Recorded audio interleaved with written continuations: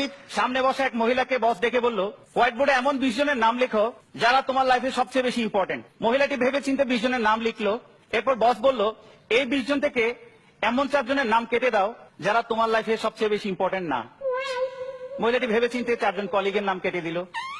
বস আবার বলল, বাকি যে নামগুলো আছে তার মধ্য থেকে এমন 4টি নাম কেটে দাও যে নামগুলো অপেক্ষাকৃত কম ইম্পর্টেন্ট। মহিলাটি আবার ভেবে চিন্তে কিছু আত্মীয় স্বজনের নাম কেটে দিল।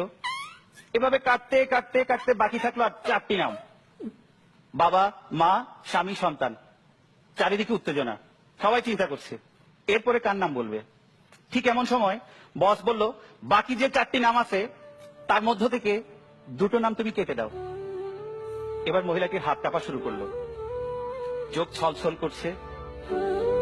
মহিলাটি কিছুক্ষণ চিন্তা করার পর বাবা আর মায়ের নাম কেটে দিল।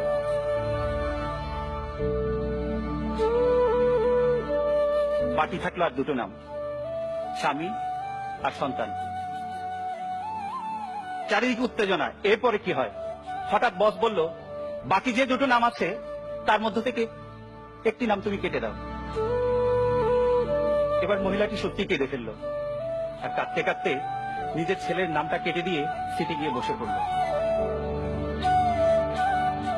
বস তাকে প্রশ্ন করলো, তুমি তোমার বাবা মায়ের নামটা কেন কাটতে গেলা?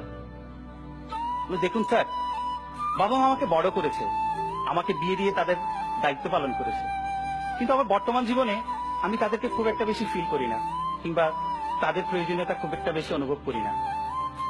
তা বুঝলাম, কিন্তু সন্তানের নাম কেন কাটতে গেলাম?